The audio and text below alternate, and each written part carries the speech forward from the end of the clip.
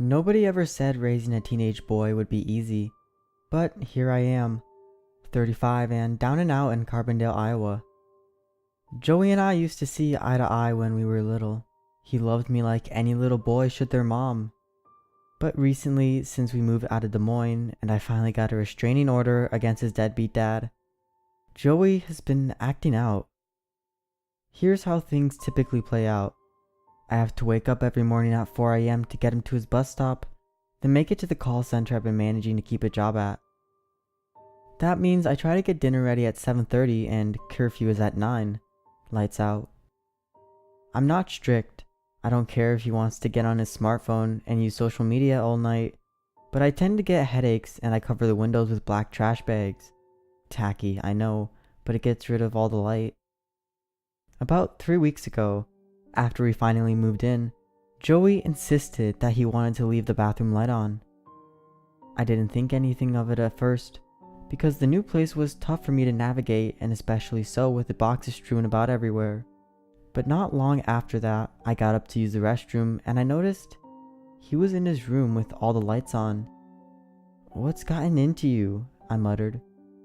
It looked like he had barely been asleep at all. He shrugged it off and then turned the lights off. But when I got my electrical bill in last week, I realized he had been lying. He's been keeping the lights on in his room almost every single night. 2 nights ago, I confronted him about it at dinner.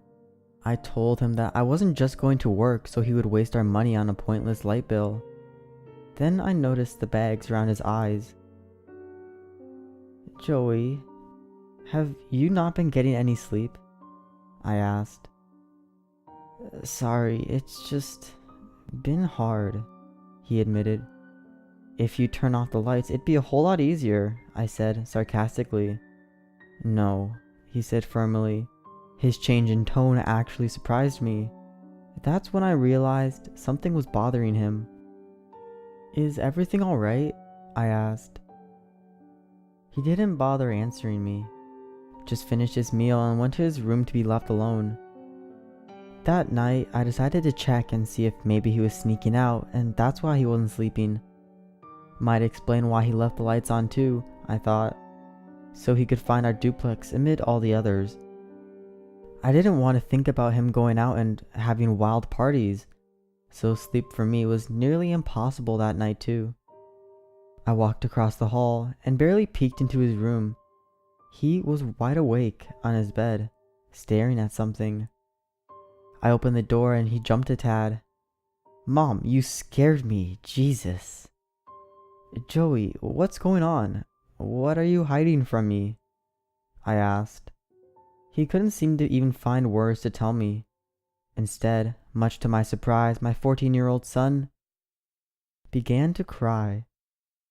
"You won't believe me anyway," he said with his voice trembling. "Of course I will. What is it, sweetie?" I asked. I couldn't help but switch to parent mode. He guided me to the bathroom that we shared. It was adjacent to his bed, so we could see right inside where the sink and mirror was at. This probably sounds crazy, but when the lights are out, when I'm almost asleep, I feel like I'm being watched, Joey explained. "Watched? By what?" I asked. All he did was wordlessly point to the mirror. I couldn't believe what my son was telling me. He started crying again. "I knew you wouldn't believe me," he said anxiously. "Look, sweetie, if it makes you feel better, we can leave the lights on tonight, okay?" I told him. I didn't want to tell my son that I was worried for his sanity, so I let him keep the lights on and went back to my laptop and did a little research. I've tried to check and see if this was a common occurrence for teens in displaced families. Maybe he was just upset about missing his dad and going through it in his own way.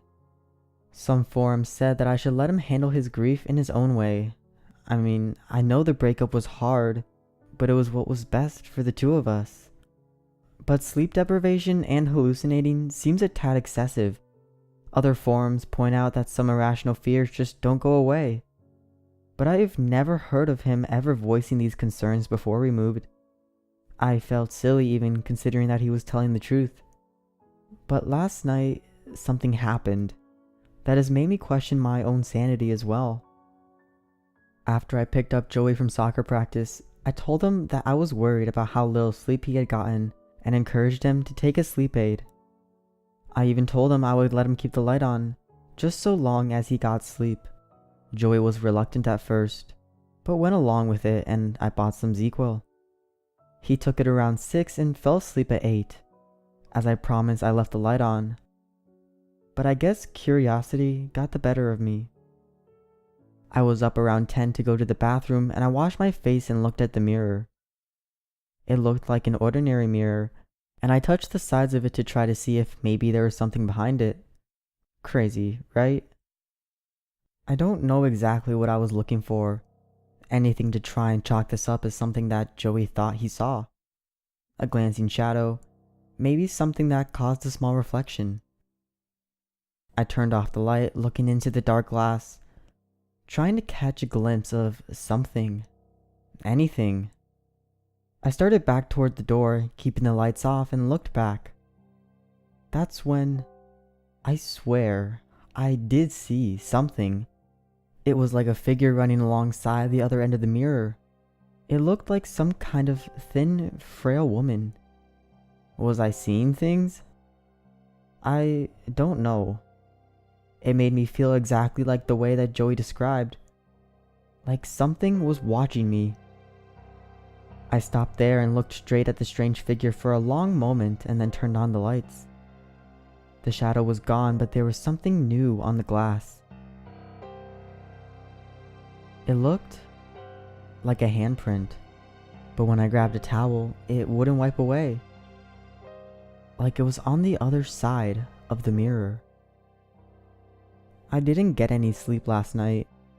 I stayed right by my son's bed, watching to be sure I wasn't going crazy. Nothing else happened, but I get the distinct feeling that there was something, a presence, that was trying to contact me, and it was not a friendly encounter.